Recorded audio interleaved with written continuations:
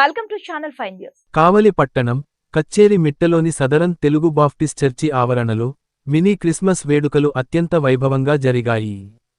ముఖ్య అతిథిగా ఏబిఎం సంస్థల అధినేత జెడిడి దివాకర్ ఆయన సతీమణి జమున విచ్చేశారు.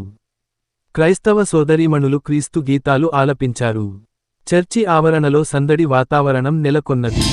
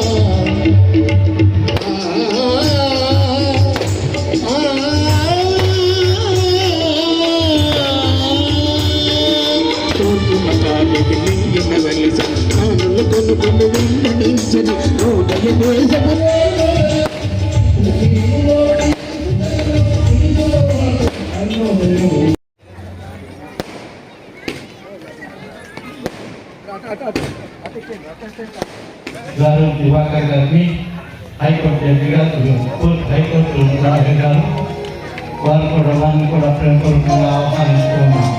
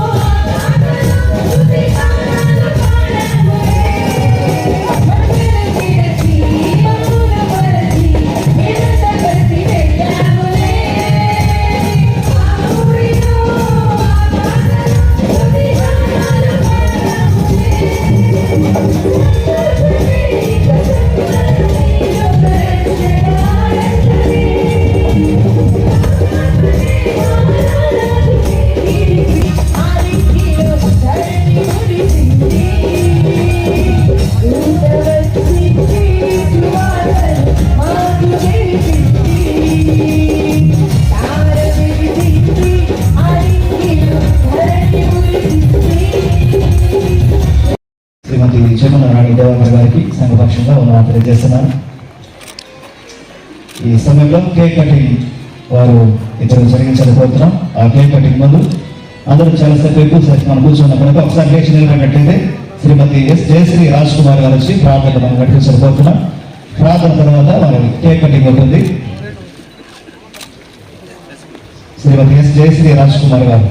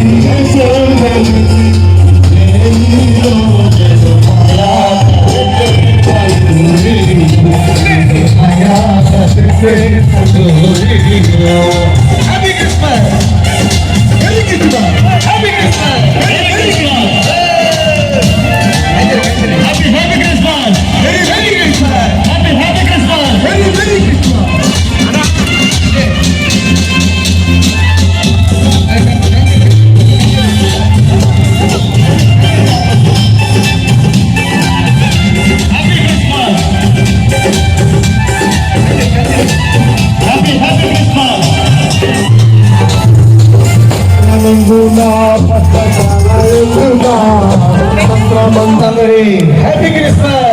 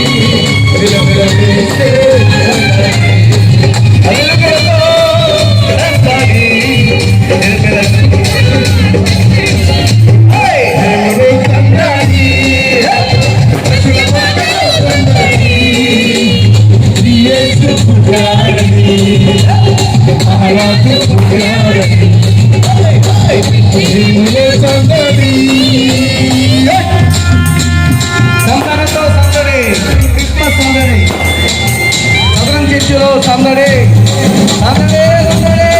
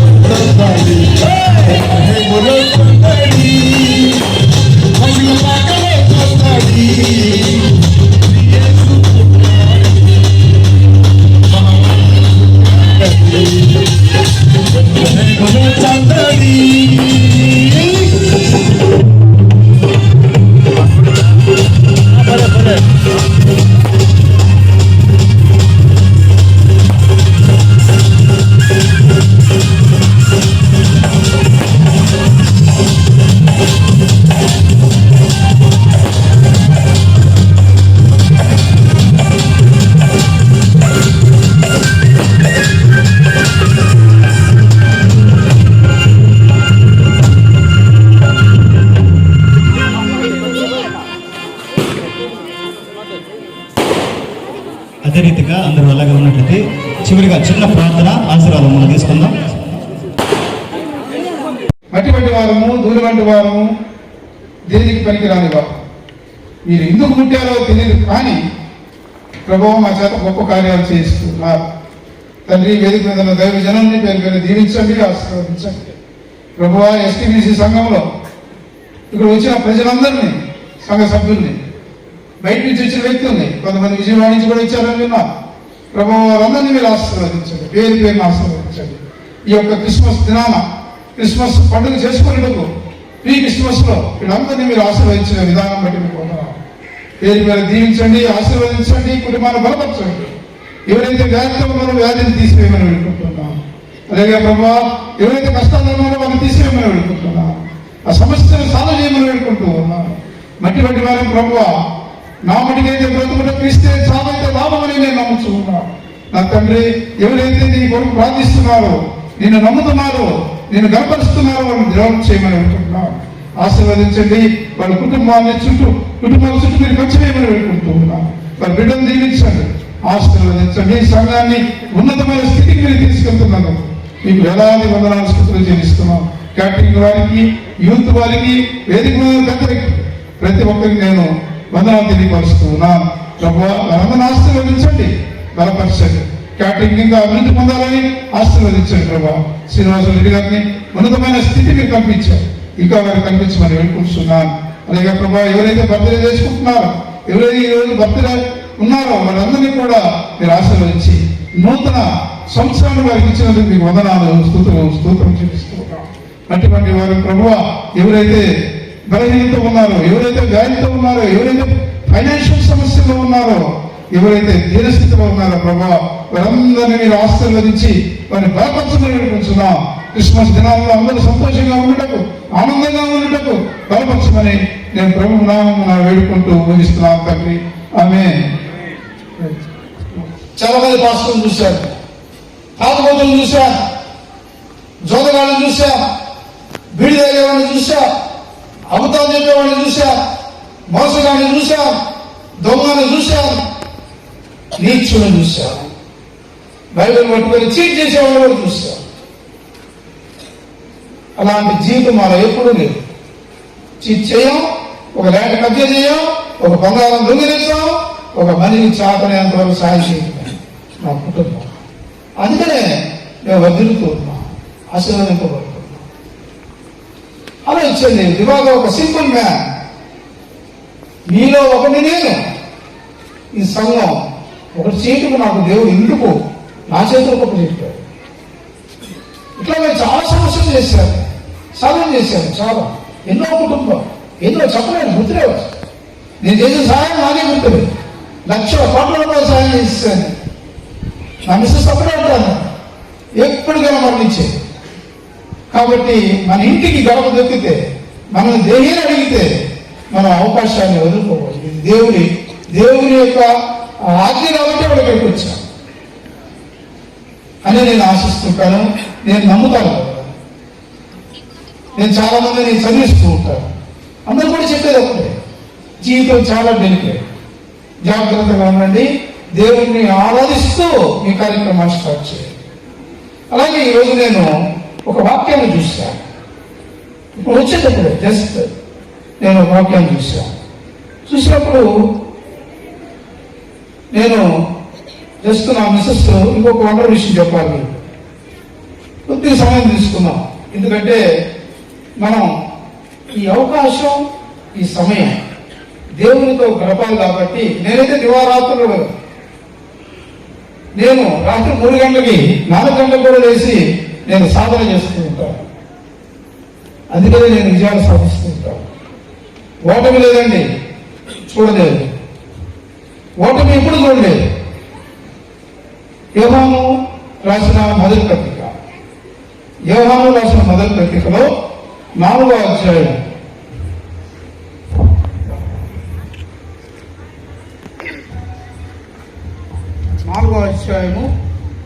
14వ వచనం నేను వస్తా చూశాను. వెరీ గుడ్ సెంటెన్స్ నాకు కనబడింది. నేను బైబిల్ ఎక్కువ నమ్ముతాను. మనం జ్ఞానం రావాలంటే బైబిల్ చదవాలి, బైబిల్ని హత్తుకుని ఉంటాను. చూడండి, ఏ రోజైనా ఈ సంఘానికి వస్తూనే ఉంటాను. నా కార్లో బైబిల్ ఉండాలి, నా బెడ్రూమ్లో బైబిల్ ఉండాలి, నా దీని కింద బైబిల్ ఉండాలి. నేను కోర్టుకు పోయినా కూడా జేబులో వచ్చిన బైబిల్ పెట్టుకుంటాను. ఎందుకంటే దట్ ఈస్ వెపన్. అక్కడ క్యాటరింగ్ వాళ్ళు మాట్లాడుతున్నట్టు దయచేసి కంట్రోల్ చేయండి, దూరం ఉండమని అన్నారు.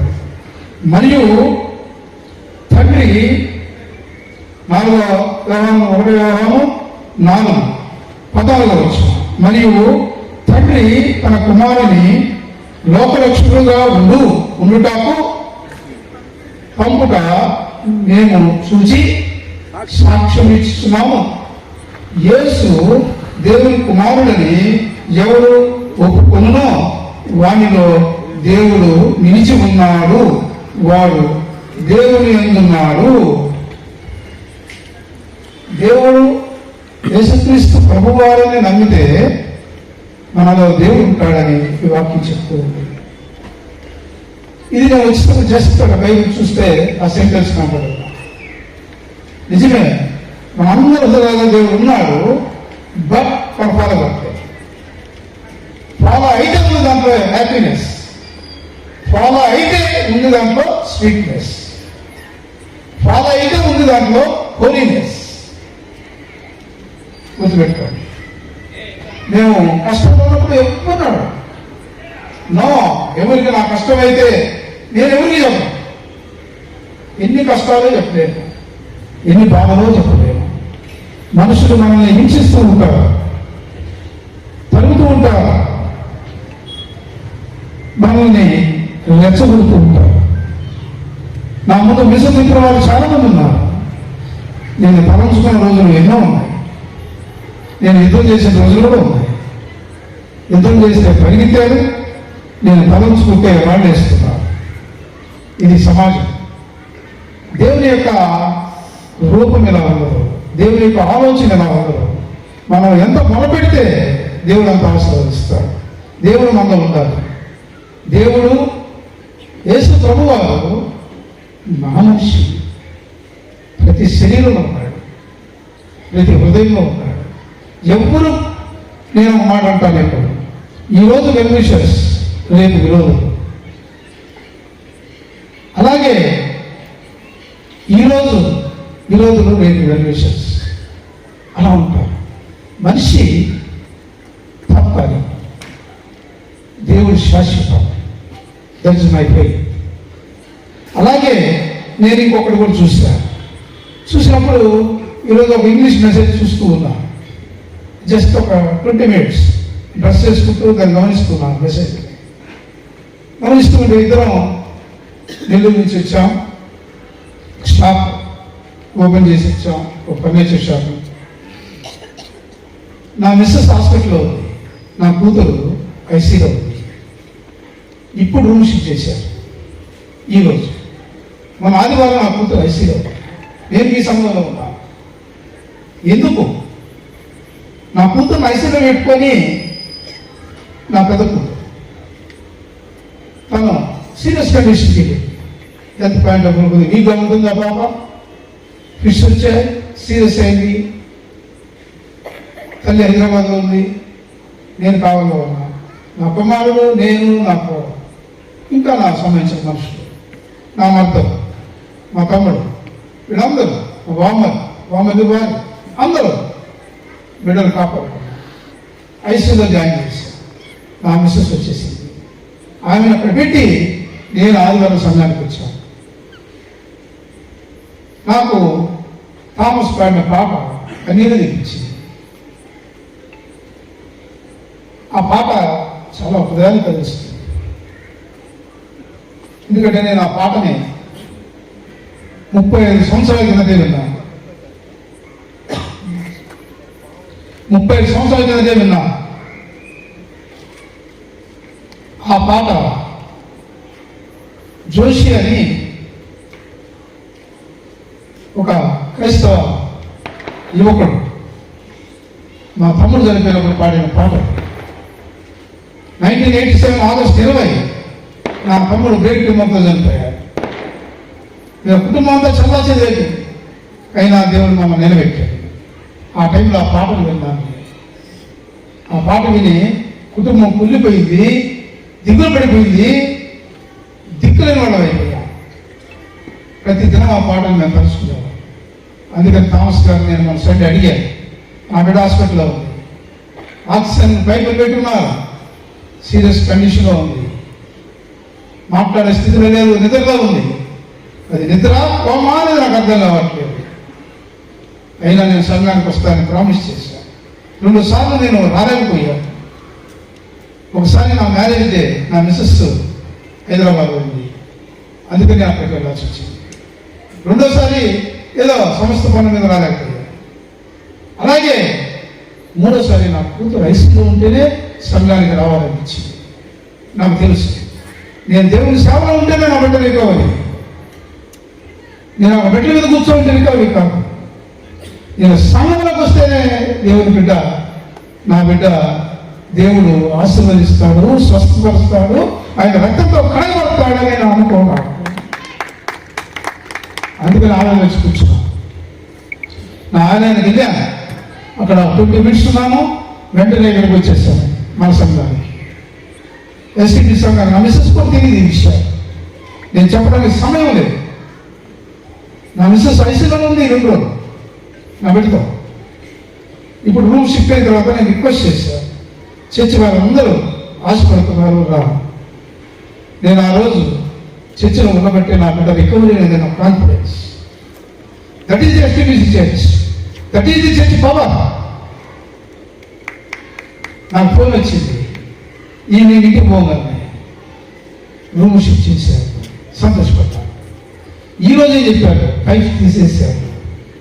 చాలా సంతోషపడ్డాను. నా కూతురు నేను చూడలేకపోతున్నా ఆ పరిస్థితి. అమితంగా సాధ్యం, అమితంగా పెంచా. కావాల పట్టణంలో క్రైస్తవులు అందరూ తెలుసు ఏం చేయాలంటే